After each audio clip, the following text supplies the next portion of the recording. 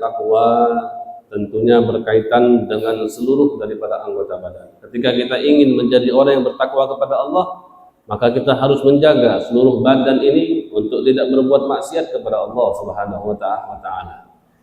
Maka sangat pentingnya takwa di dalam menjaga semua anggota badan ini untuk tidak bermaksiat kepada Allah Subhanahu wa taala. Dan Imam Al-Ghazali sudah menjelaskan kepada kita bahwasannya takwa terpenting di dalam anggota badan itu terbagi menjadi 5. Seperti yang kita sudah pelajari di minggu yang lalu, yang pertama itu adalah mata. Menjaga mata itu adalah salah satu bentuk daripada takwa kita kepada Allah Subhanahu wa taala. Dan menjaga mata itu tentunya ada beberapa sebab yang sudah kita pelajari tentunya di minggu yang lalu. Intinya salah satunya kita harus mengetahui tujuan anggota badan kita ini diciptakan oleh Allah Subhanahu wa taala itu untuk apa? Apakah Allah ciptakan mata ini untuk memandang sesuatu yang rendah? Tidak. Apakah Allah menciptakan kita punya mata untuk memandang daripada perempuan-perempuan yang ajnabiyah? Tentu tidak. Apakah Allah Subhanahu wa taala menciptakan kita punya mata untuk memandang daripada sesuatu yang tidak ada nilainya? Tidak. Apakah Allah menciptakan mata ini untuk memandang hina rendah orang lain? Tidak.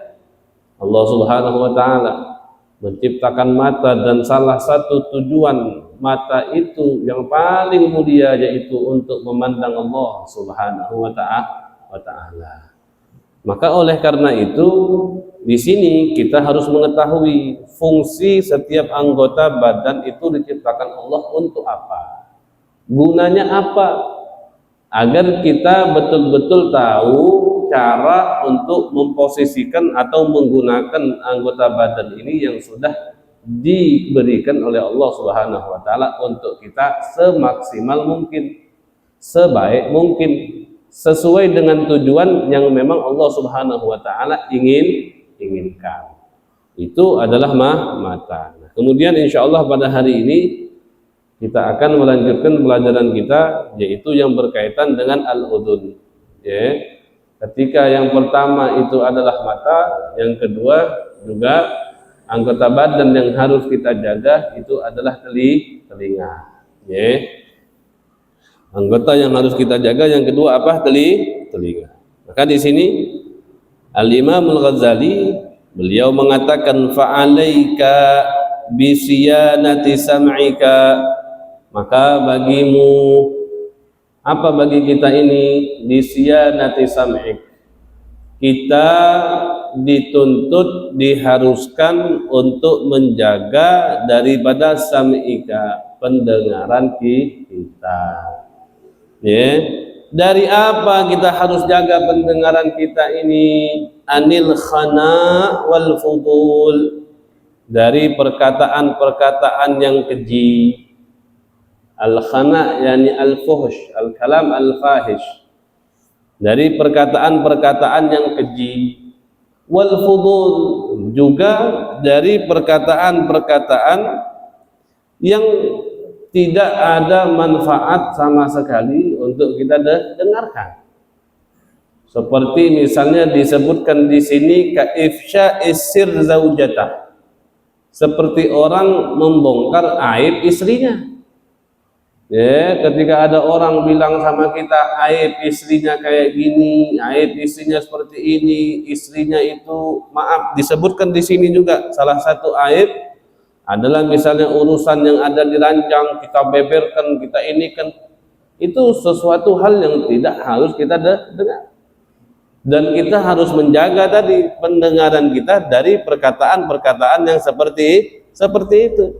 Nah, di sini bilang minal kalam ka ifsya'i sirri zaujatih wa hiya sirru bi an yadhkura kullun minhuma ma yaqa bainahuma min tafasilil jima' wa nahwiha mimma yakhfa wahfadha aidan an tusgha biha ila al-bid'ah au ila dzikri masawin nas wa ghairiha minal fawahish. Jaga pendengaran dari orang yang menceritakan tentang hubungan keluarganya, jaga pendengaran daripada perkataan-perkataan yang bisa merusak kita mempunyai bid'ah atau akidah yang berkaitan dengan akidah. Jaga kita punya pendengaran daripada hal-hal yang berkaitan dengan kejelekan-kejelekan orang lain. Jadi kita harus menjaga itu semua dari perkara-perkara yang seperti ini.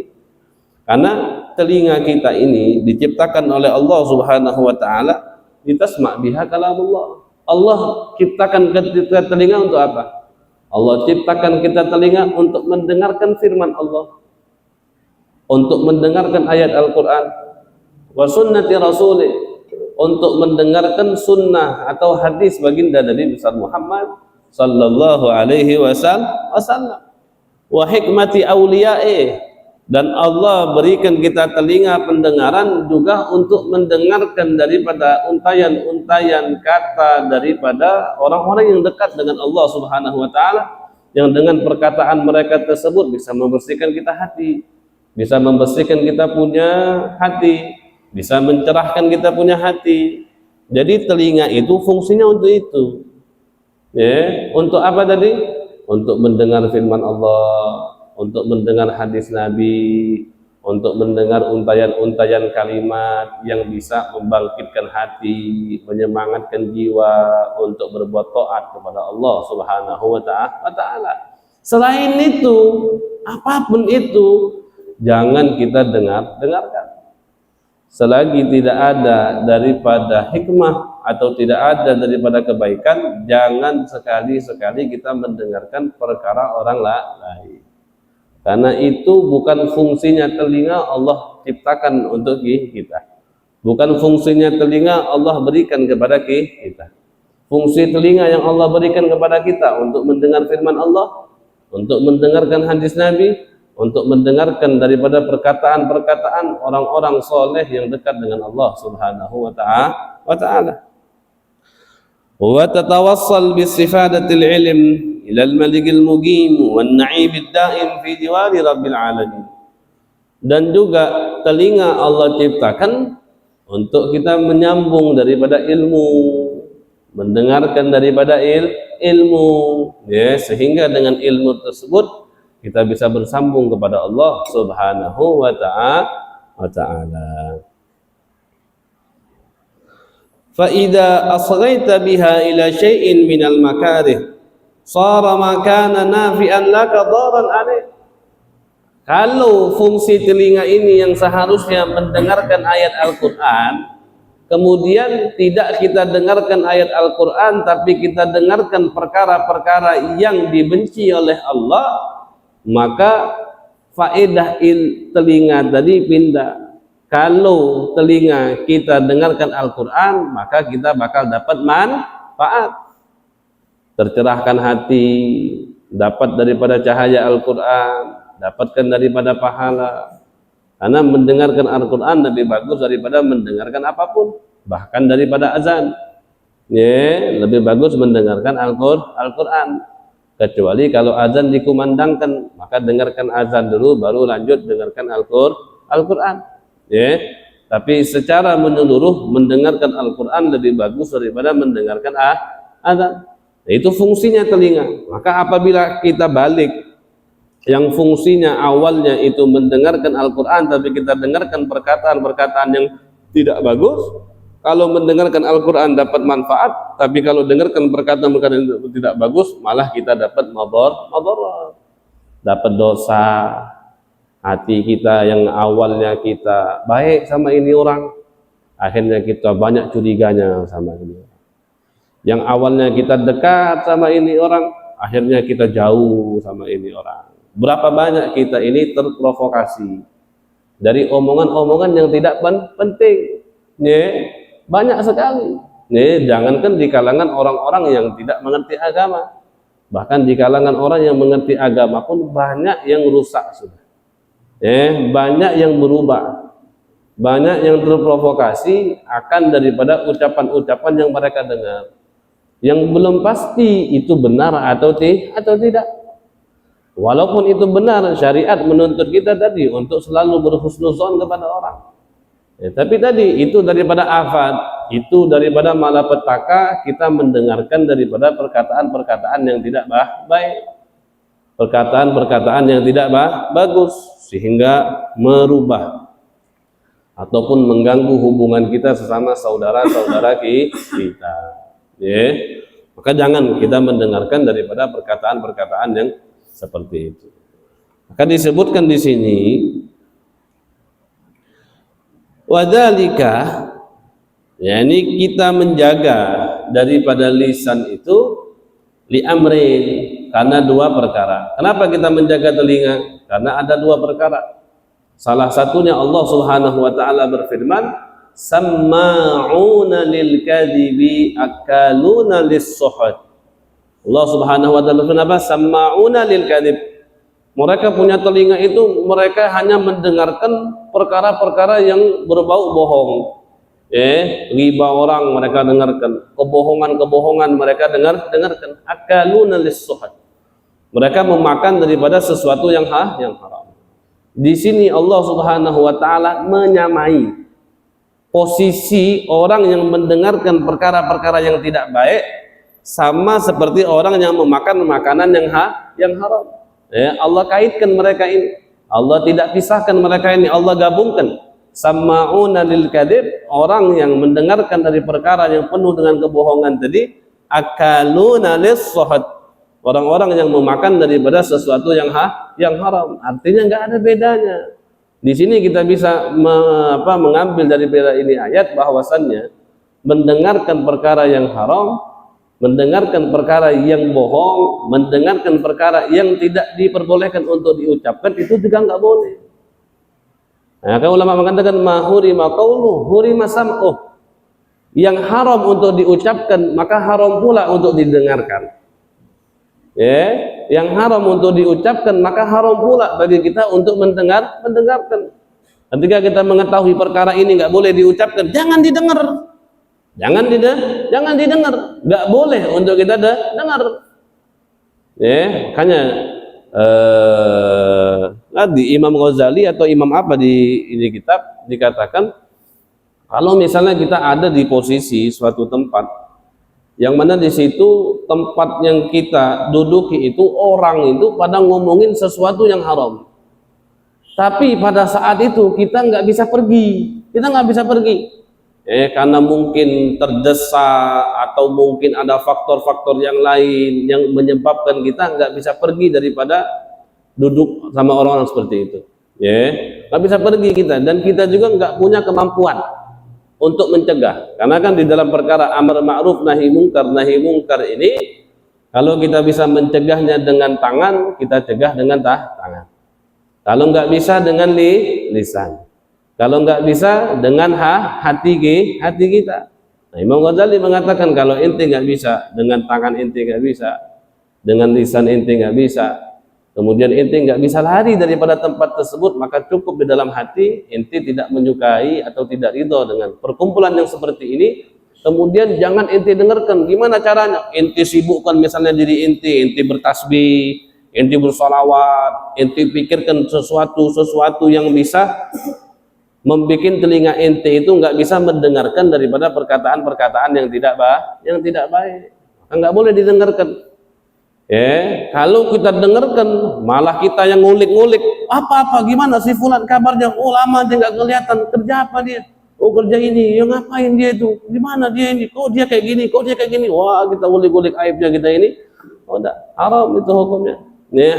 Haram. Dan itu nggak boleh. Allah mengatakan fala taqudu ma'ahum hatta yakhudu fi haditsin ghairih. Ini ayat Allah turunkan ketika orang-orang kafir yang mereka diturunkan ayat, mereka tidak beriman kepada Allah, mereka mengejek Allah Subhanahu wa taala. Maka Allah katakan fala taqudu ma'ahum. Jangan kalian duduk sama orang-orang seperti itu di saat mereka mengkafirkan ayat Allah, di saat mereka mengejek Allah, di saat mereka bermaksiat kepada Allah. Jangan kalian duduk sama mereka hatta yakhudu fi haditsin ghairi, sampai mereka merubah topik pembicaraan mereka. Ketika topik pembicaraan tersebut sudah sesuatu hal yang baik, nggak apa-apa kita duduk. Tapi kalau udah topiknya sesuatu yang tidak baik, maka jangan kita dengarkan. Karena kalau kita dengarkan, dan kita meridhoi apa yang dia ucapkan, maka sama saja kita ridho kepada sesuatu hal yang haram. Itu tidak boleh. Sama seperti hukumnya kalau kita menghadiri acara-acara yang di situ ada bermaksiat kepada Allah Subhanahu wa taala. Kaidah mengatakan apa? Ridha bi syai', ridha bima yutawallad min. Apa? Ridha bi syai', ridha bima yutawallad minhu. Ketika kita ridha kepada sesuatu perkara, maka kita pun dianggap ridha akan apa yang terjadi atau yang dilahirkan daripada perkara tersebut. Misal contoh, ada orang bikin konser,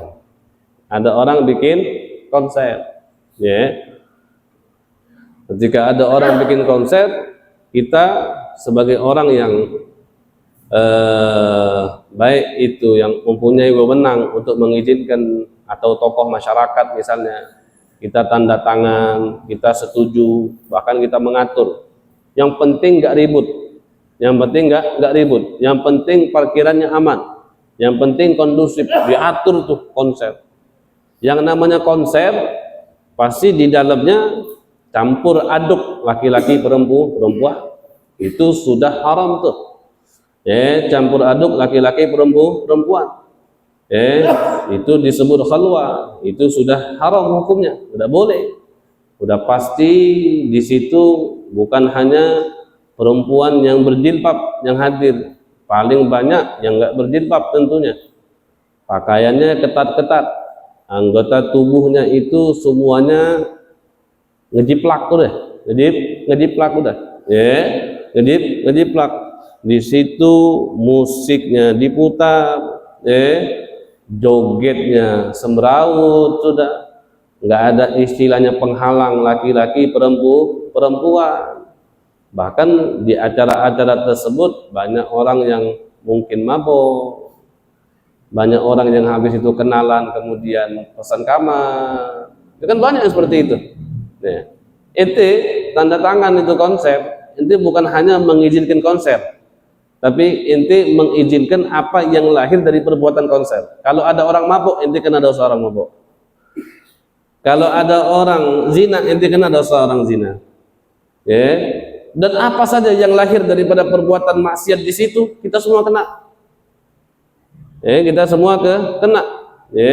Karena apa? Karena kita meridhoi, karena kita merestui, karena kita menyetujui perbuatan-perbuatan yang seperti itu. Sama seperti kita mendengar, ketika kita mendengar ada orang menggunjing si fulan, mengadu domba si fulan, menjelekkan si fulan, kita dengarkan dan malah kita tanggapi, itu berarti kita meridhoi apa yang diomongkan oleh orang tersebut. Orang menggunjing orang itu hukumnya haram, maka mendengarkan orang yang menggunjing orang juga hukumnya haram, nggak boleh. Sama seperti ada kaidah mengatakan ma haruma akhdhu haruma i'ta'u. Barang atau sesuatu yang haram untuk kita ambil, nggak boleh untuk kita beri. Sesuatu yang kita ambil maka nggak boleh kita beri. Kalau kita mengambil barang tersebut hukumnya haram, maka memberi barang tersebut kepada orang lain hukumnya juga haram. Haram. Nggak boleh. Nggak boleh. Maka oleh karena itu disebutkan di sini fasukutu 'alal ghaibati haram wasakit yusyarikul mughtab fil ithim. Maka diam atas orang yang menggunjing orang lain itu hukumnya haram. Ada orang gunjing orang lain depan kita, cerita depan kita, ngomong depan kita, kita dengerin, kita diam, haram hukumnya tanpa kita ingetin, haram. Dan kalau kita mendengarkannya, maka kita ikut bersama dia di dalam dosa. Jadi kita ini partner. Mendengarkan itu partner orang yang berbicara. Kalau orang yang berbicaranya jelek, partner jelek berarti partner dapat dosa. Tapi kalau pembicaraannya baik, partner baik dapat pahala. Makanya ente hadir majlis ilim, ente dengerin hadis, ente cuma mendengar, dapat pahala karena ente partner baik. Nah, begitu pun sebaliknya. Kalau yang kita dengarkan daripada orang-orang yang selalu menggunjing orang lain, mengadu domba orang lain, maka kita partnernya dia di dalam berbicara. Maka Nabi SAW di dalam salah satu hadis, beliau mengatakan, naha Rasulullah SAW anil ghibah wa anil istima' ilal ghibah. Nabi melarang kita untuk menggunjing orang, Nabi juga melarang kita untuk mendengarkan orang yang menggunjing orang. Bukan hanya menggunjing saja, yang mendengarkan juga diharamkan sama Nabi. Al-mughtab wal mustami' syarikani fil ithim. Orang yang menggibah orang, menggunjing orang dan yang mendengarkannya, dua-duanya itu dapat dosa. Dua-duanya dapat dosa. Maka di sini Imam Ghazali mengatakan, yang pertama kenapa kita harus menjaga kita punya telinga? Lamma ruwiya annal mustami' syarikul mutakallim. Karena diriwayatkan bahwasannya orang yang mendengar itu partner daripada orang yang berbicara. Yang berbicara baik, partner baik. Yang berbicara jelek, ya partner jelek. Seperti itu. Al-mustami' syarikul mutakallim. Orang yang mendengar partnernya orang yang berbicara. Wa fi dzalika, maka oleh karena itu yaqulul qail, ada seorang penyair, beliau mengatakan, di sini disebutkan penyairnya al-abiyat di Mahmud al-Warraq. Abiyat ini ciptaan daripada Mahmud al-Warraq di dalam kitabnya Ad-Diwan. Beliau mengatakan, taharra minat turki awsataha wa addi anil janibil mushtabih. Beliau mengatakan, ente pilihlah di dalam jalan itu, pilihlah jalan yang tengah-tengah. Karena kan sesuatu khairul umur awsatuha, perkara yang paling baik itu perkara yang di tengah-tengah. Maka di sini dikatakan taharra anit turki awsataha, pilihlah daripada jalan itu yang tengah-tengahnya. Wa addi anil janibil mushtabih, dan hindari daripada persimpangan al-mushtabih yang meragukan kita. Jadi kita pilih jalan di tengah-tengah. Kalau ada simpang-simpang nih yang masih ragu, ragu ini anak, udah tinggalin. Pilih yang tengah-tengah.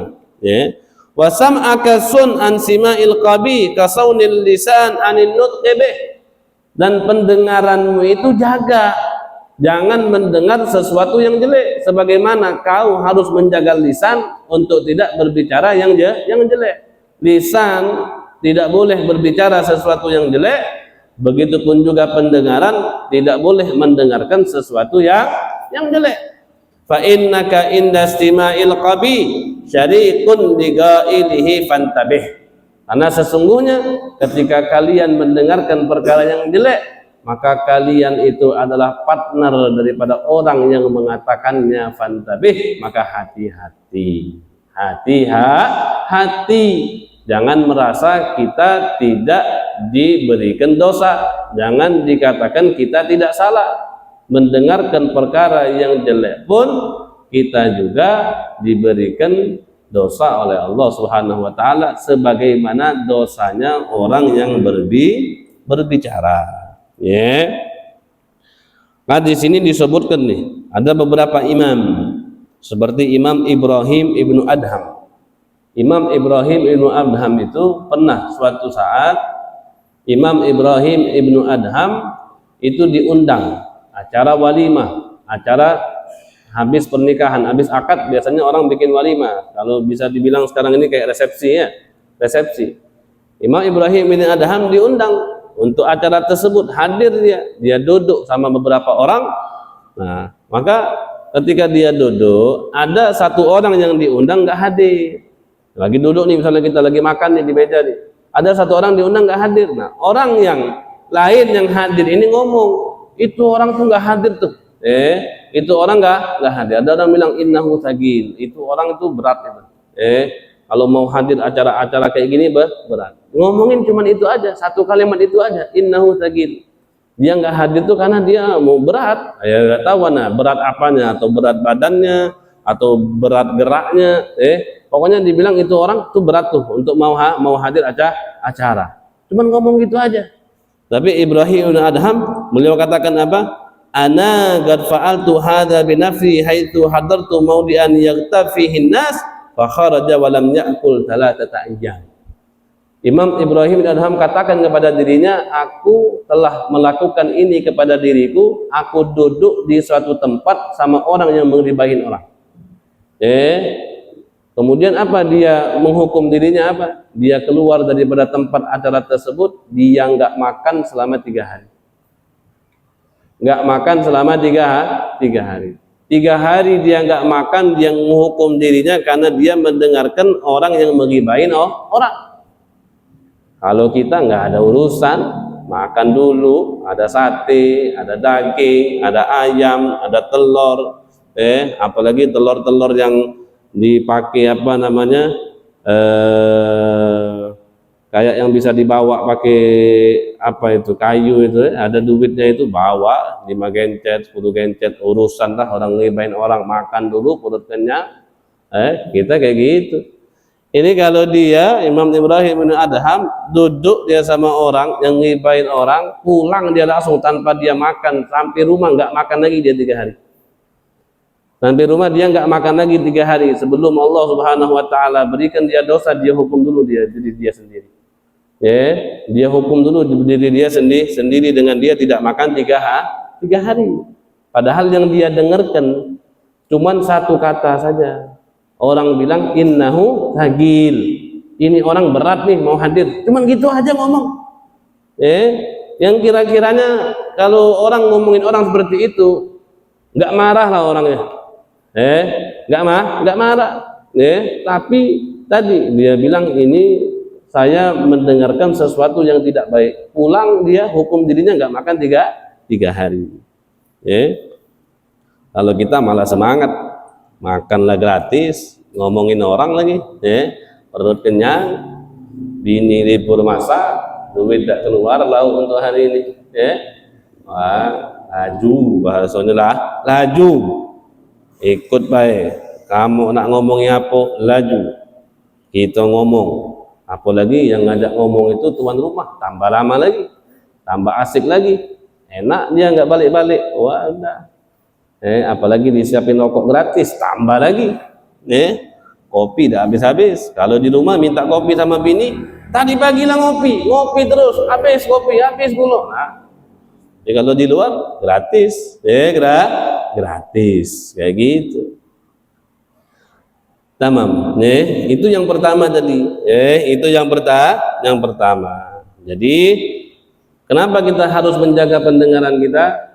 Menjaga pendengaran karena orang yang mendengarkan sesuatu yang jelek itu sama saja dosanya seperti orang yang mengatakan perkara tersebut.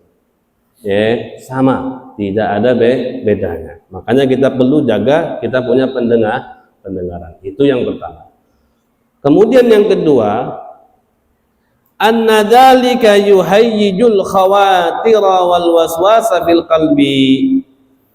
Mendengarkan perkara yang jelek tadi bisa membangkitkan daripada gerak-gerik hati dan was-was di dalam hati kita. Gerak-gerik kan banyak udah kita bahas kemarin. Ada yang masih ingat nggak? Ada gerak-gerik hati dari Allah, ada gerak-gerik hati dari malaikat, ada gerak-gerik hati dari hawa nafsu, ada gerak-gerik hati dari syaitan. Nah, gerak-gerik hati ini ada juga yang membangkitkan gerak-gerik hati ini. Nah, salah satu yang membangkitkan gerak-gerik hati ini adalah pendengaran kita. Kalau kita mendengarkan pendengaran yang baik, maka lebih condong gerak-gerik hati yang baik yang akan bangkit tadi. Tapi kalau kita mendengarkan perkara-perkara yang jelek, maka yang akan bangkit tadi gerak-gerik hati yang jelek juga. Maka juga akan timbul selain itu was-was di dalam hati. Was-was ini penyakit. Was-was ini penyakit. Was-was ini penyakit yang luar biasa loh. Jangan kita anggap remeh. Karena orang kalau udah terkena was-was, jangankan orang yang nggak alim, orang yang alim saja Kalau dia udah terkena was-was, dia nggak yakin lagi sama ilmunya. Dia nggak yakin lagi sama kitabnya. Mau dia sudah baca kitab fikih 100 kitab, kalau dia was-was, dia nggak bakal yakin sama kitabnya. Nggak yakin sama gurunya pun kadang nggak yakin. Kalau orang itu punya penyakit was-was, hanya hati-hati. Salah satu yang bisa ngobatin penyakit was-was, baca apa? Rabbi syrah li sadri wa yassir li amri wahlul 'uqdatam min lisani yafqahu qawli. Kemudian baca juga ada doa alam nashrah, surat alam nashrah laka sadrak wa wada'na anka widrak alladzi anqadha dhahrak wa rafa'na laka dzikrak. Itu salah satu obat daripada penyakit was-was. Ada juga doa, anda lupa tadi, doa daripada Al-Imam Asy-Syadzili. Imam Asy-Syadzili juga ada doa diletakkan di dalam hati kita. Tempat hati itu di mana tempat hati kita itu? Sini apa sini tempat hati? Di kiri. Hati kiri kanan hati kita. Jantung kiri. Hati sini. Hati taruh di hati kita itu baca doa apa? Ada doa dari Imam Syadzili untuk menghindari daripada was-was. Bagus sudah.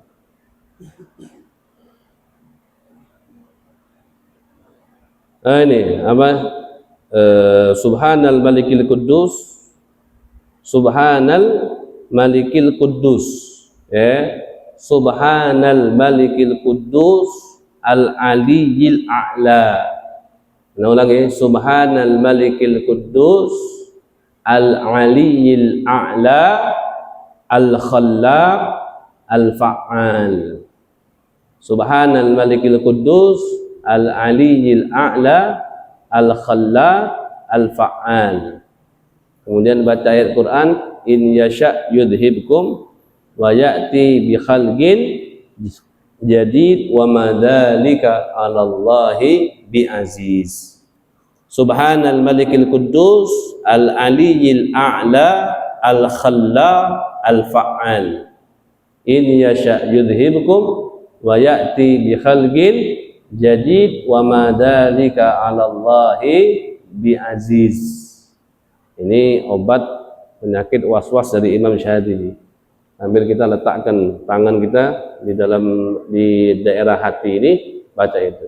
Subhanal Malikil Quddus Al Aliyil A'la Al Khallaq Al Fa'al in yasha yudhibkum wa ya'ti bi khalqin jadid wa ma dzalika 'alallahi bi aziz. Itu obat penyakit was-was. Itu obat penyakit was-was. Was-was itu disebut penyakit, bahkan penyakit yang tercela, penyakit yang tidak baik, penyakit yang tidak baik. Jangan dianggap remeh, jangan dianggap enteng. Nah, was-was ini bisa ada di dalam diri kita ini ketika kita mendengarkan perkara-perkara yang tidak baik. Mendengarkan perkara-perkara yang tidak baik bisa membangkitkan dalam hati ini penyakit was-was. Tsumma min dzalika yabdu al-ishtighalu fil badan fama yabqa fil ibadati syai'. Ketika di dalam hati ini banyak sekali gerak-gerik hati yang muncul, kemudian was-was yang ada dalam hati, maka apa? Maka menyibukkan badan kita ini untuk ibadah. Kita ini lebih sibuk ngurusin gerak-gerik hati, lebih sibuk ngurusin was-wasnya kita. Akhirnya apa? Nggak ada waktu lagi kita untuk ibadah. Nggak ada waktu lagi kita untuk ibadah. Hanya tadi penting untuk kita itu menghindari daripada perkataan-perkataan yang tidak baik.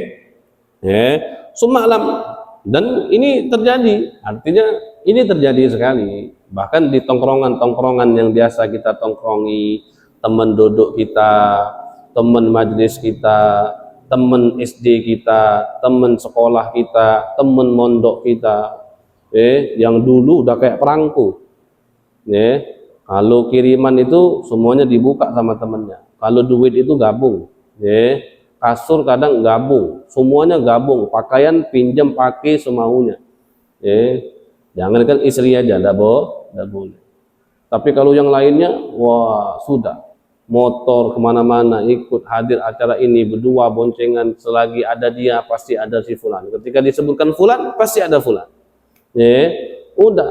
Tapi banyak hubungan yang dekat tadi, tercerai-berai tadi, bukan dikarenakan mereka, tapi dikarenakan omongan yang mereka dengarkan tentang temannya sendiri, tanpa diverifikasi terlebih dahulu, tanpa dicari tahu kebenarannya terlebih dahulu.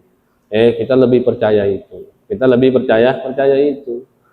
Padahal siapa yang tahu tujuan orang ini? Ya kan, tujuan semua niat itu ada dalam hati. Kita nggak bisa mengulik hati orang, nggak bisa. Tapi alhamdulillah Allah sembunyikan niat seseorang itu agar apa? Agar kita bisa berhusnuzon kepada orang. Mungkin saja dia kayak gini, mungkin saja dia kayak gini, mungkin saja dia seperti ini.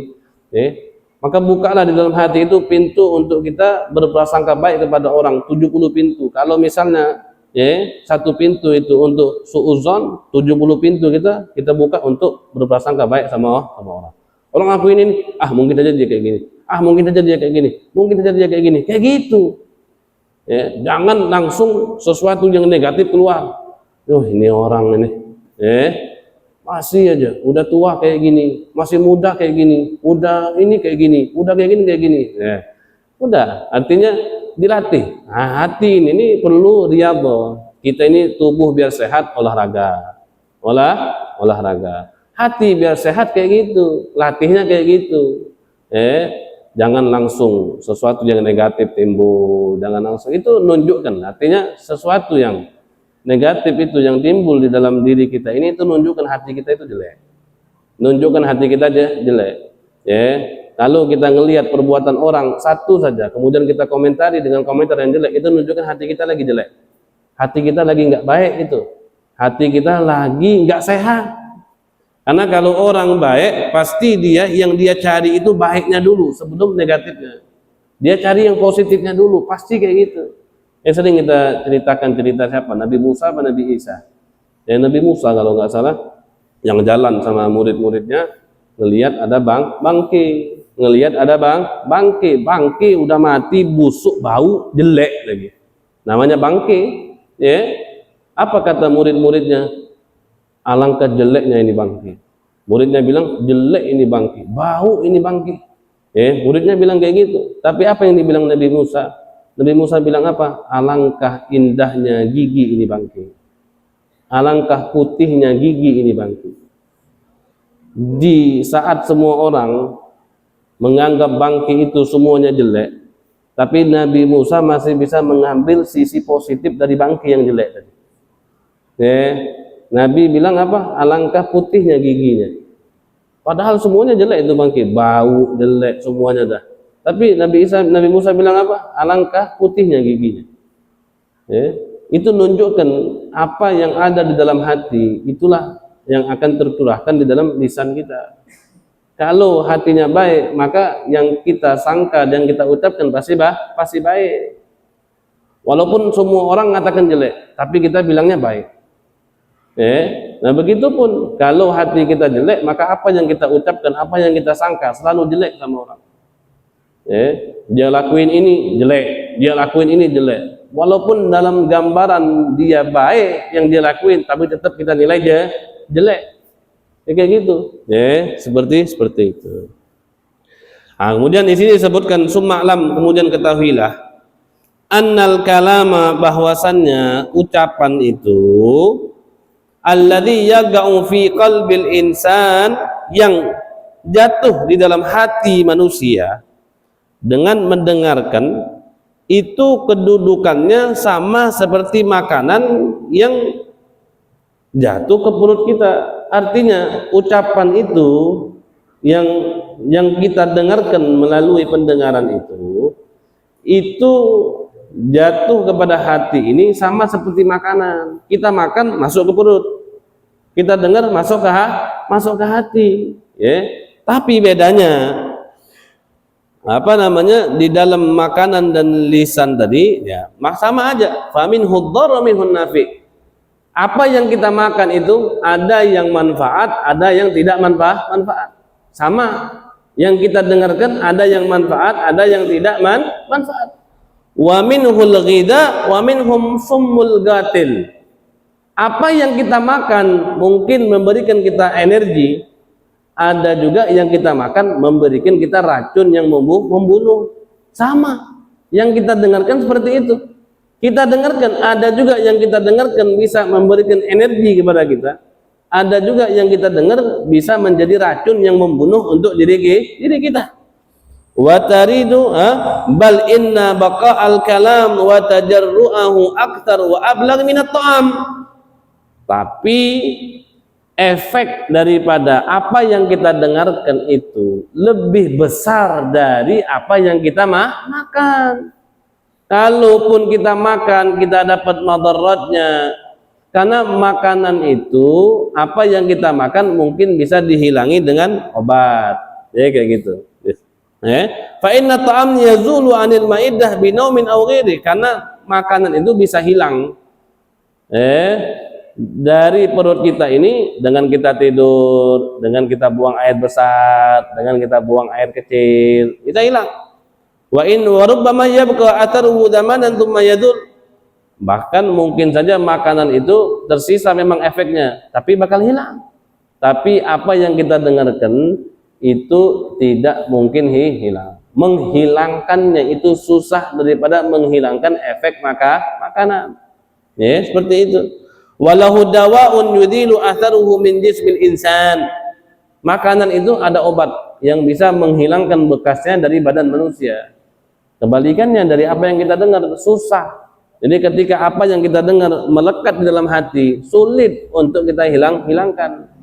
Ya, makanya beliau dibilang di sini, wa ammal kalamul ladzi waqa'a fi qalbil insan fa rubbama yabqa ma'ahu jami'a umrihi wa la yansah. Terkadang ucapan yang kita dengarkan dan masuk ke dalam hati itu terkadang itu akan menyatu ke dalam diri kita ini seumur hidup, mungkin nggak bisa kita lupakan. Ya, oh kalau udah ucapan ini semua orang paling paham udah. Ya, apalagi ketika ada orang itu benci sama orang, wah anak benci banget sama dia. Kenapa yang dibenci sama dia? 10 tahun yang lalu ini dia ngomongin anak, omongan dia itu wah dahsyat nian, sakit anak punya hati, sakit nih. Apa yang anak udah hati anak ini udah nusuk banget omongannya. Masih mending anak ditusuk pakai pisau daripada anak diomongin kayak gitu. Wah sakit banget. Nah itu kan kayak gitu, kita biasa kadang ngomong kayak gitu. Kadang kita biasa ngomong seperti itu. Ya sama ini. Ya, apa yang kita dengarkan baik itu menjelekkan diri kita atau menjelekkan orang lain, asarnya, bekasnya, efeknya itu akan selalu ada. Akan selalu ada. Kalau yang kita dengarkan baik, alhamdulillah, efeknya akan selalu ngikut kita terus untuk kita berbuat baik. Tapi kalau efeknya jelek, maka susah. Salah satunya apa? Menimbulkan gerak-gerik hati yang jelek dalam hati, menimbulkan was-was dalam hati, dan kita tidak bakal aman. Karena apa? Perkataan yang kita dengarkan selalu mengikuti kita dan mungkin saja menyebabkan kita untuk berbuat perkara-perkara yang tidak baik, akan selalu ngikut tuh. Si fulan pernah ngomong kayak gini, anak ini ada kerjaan nih, wah kerjaan ini ente dapat duitnya besar, ente dapat gajinya besar, tapi kayak gini, udah ente cuma dengerin aja, padahal ente nggak harus dengarkan suatu hal yang seperti itu, nggak baik kan, nggak usah dengerin. Tapi walaupun ente nggak terima sekarang, tapi ente teriang-iang terus. Mungkin sekarang ente lagi banyak duitnya, tapi ketika ente nggak ada duit, mulai langsung masuk tuh. Mulai langsung masuk tuh. Nah, ini dia ini. Nggak apa-apalah, yang penting anak istri bisa makan. Nah itu salah satu sebab. Salah satu sebab kita nggak boleh dengarkan sesuatu yang tidak baik. Dalam hal apapun, menggunjing orang, mengadu domba orang, memfitnah orang, mengusir orang, menghina orang, perkara-perkara bisnis yang tidak halal, pekerjaan yang tidak halal, semuanya jangan didengarkan. Karena itu semuanya bisa mempengaruhi kita, Makanya di sini dibilang apa?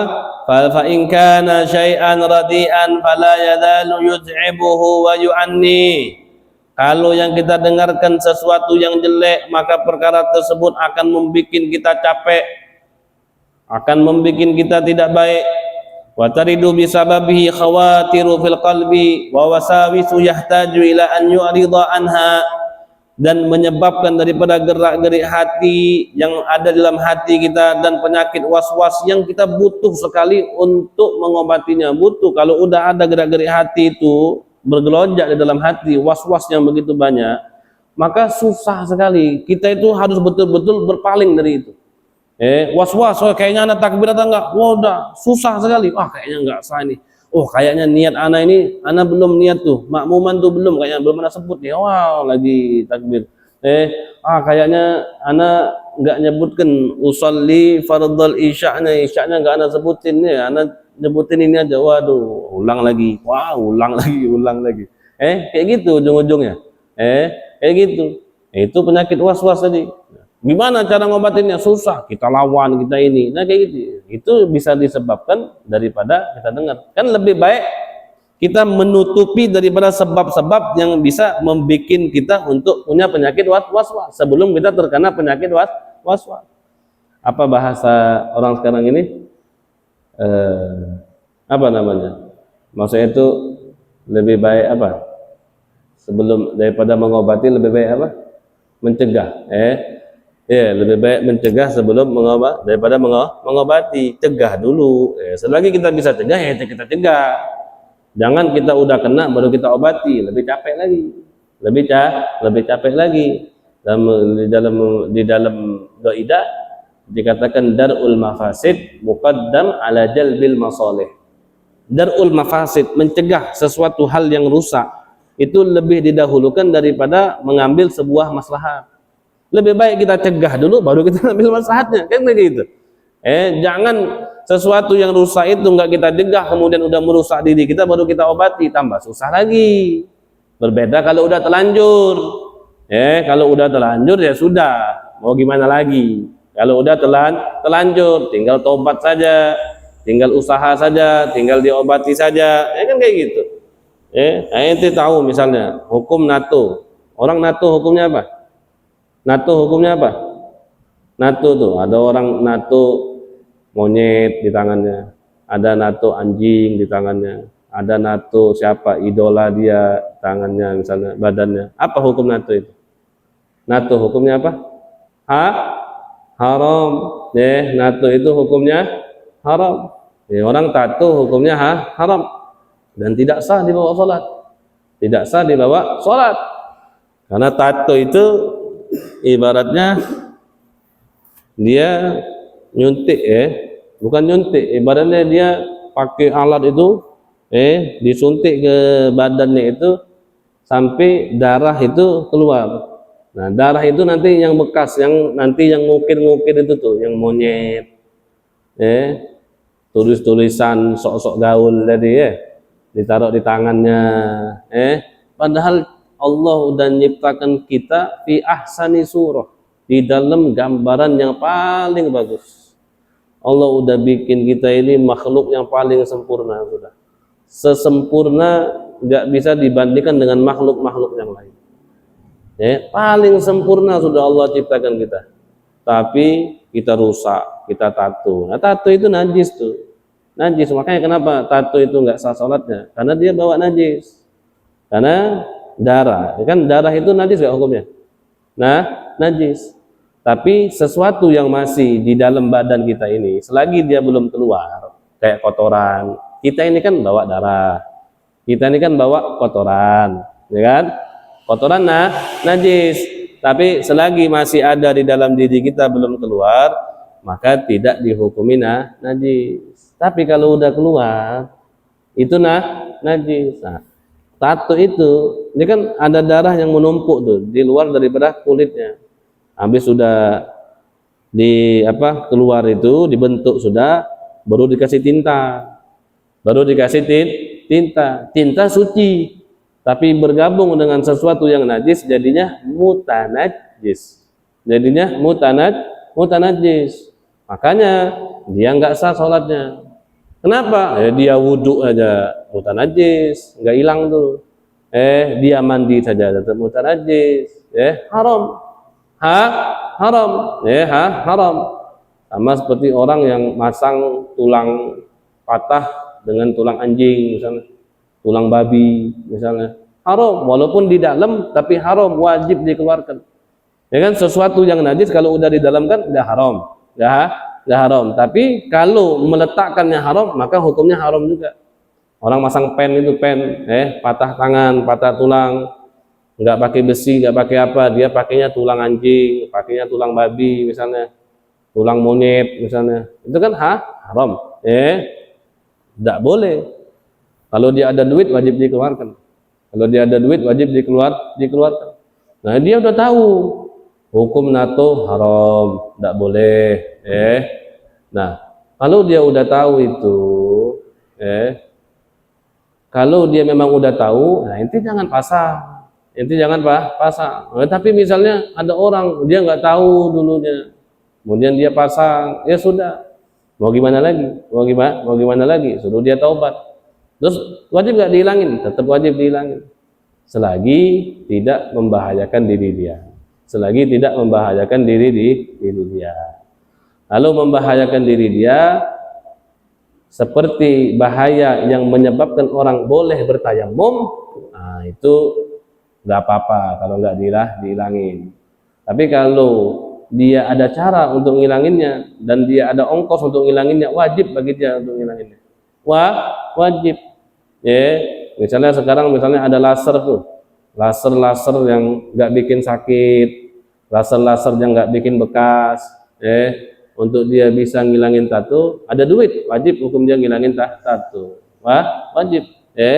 Selagi dia mampu, maka sholatnya dia, ini dia nggak mau ngilangin, nggak sah semua. Tapi kalau dia nggak mampu atau tatonya di muka, kalau mukanya disetrika, ngecap setrika, hilang tato tapi setrikanya masih ada. Nah, itu aib kan? Nah, udah, itu min mahzurati tayammum. Dari hal-hal yang diperbolehkan orang untuk tayamum itu apa?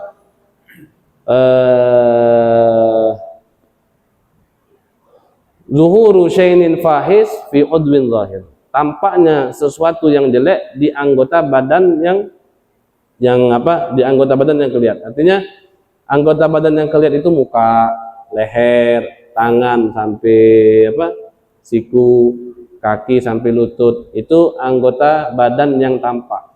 Artinya kalau ada orang punya tato nih, di muka, di leher, di tangan sampai sini, di kaki sampai lutut, kalau dia ilangin pakai setrika, itu bisa mengakibatkan daripada suatu hal yang jelek yang tampak di tubuh dia, itu boleh nggak dia ilangin. Kalau misalnya harus dengan setrika dengan ini. Tapi kalau misalnya tadi bisa dia hilangin tadi dengan laser tadi, atau dengan sesuatu hal yang lain, dicicil, bisa cicil dikit-dikit. Misalnya kayak gimana caranya dia? Cicil dikit-dikit, nggak bikin bekas, dicicil jadi itu wajib tuh hukumnya tuh. Cicil dikit-dikit, dihilangin dikit-dikit, kayak gitu. Kayak gitu. Jadi tato itu najis. Najis. Maka itu tidak sah. Najisnya bukan karena tatonya, najisnya karena darah tadi yang sudah menumpuk di permukaan daripada tubuhnya dia. Sama seperti inti nih kalau kena duri. Inti kalau kena duri ngantep tok itu, duri inti nimbul walaupun darahnya nggak keluar, nggak sah. Inti kalau sholat nggak sah. Kenapa nggak sah? Karena inti bawa barang yang mutanajis. Duri itu nyambung sama darah. Kecuali kalau duri itu ketutup sudah sama kulit. Kalau duri itu masuk, ada kan kita kadang sholat, ada kadang kita ini kan kena duri itu kecil kena duri, tapi masuk ke dalam, ketutup sama kulit. Nah itu nggak apa-apa. Karena apa? Karena hukumnya seperti hukum dahil, seperti hukum di dalam. Tapi kalau durinya masih nancep sini, masih ada duri yang keluar tadi, nggak boleh kita bawa sholat. Kenapa? Karena durinya mutanajis. Seperti itu. Hadirin yang dimuliakan oleh Allah Subhanahu wa taala, menutup daripada pengajian ini, maka beliau mengatakan, walau kunta hafizta sam'aka amma la ya'nik kunta an hadhil mu'ani mustarihan falyanzuril aqilu fi dzalika wa billahi taufiq. Kalau kau jaga, kau punya telinga dari sesuatu perkara yang tidak harus kau dengarkan, maka daripada kerepotan-kerepotan ini nggak bakal kau dapatkan. Jadi ya santai sudah. Ente cukup jaga ente punya lisan.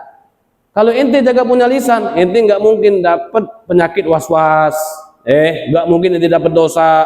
Nggak mungkin ente repot lagi, ente mau jauhi, ente mau obati. Dah, mungkin dah. Ente santai sudah. Cukup ente jaga pendengaran ente, jangan sampai mendengarkan perkara-perkara yang tidak baik. Cukup itu jaga. Nggak perlu ente obati, ente punya telinga nggak perlu lagi.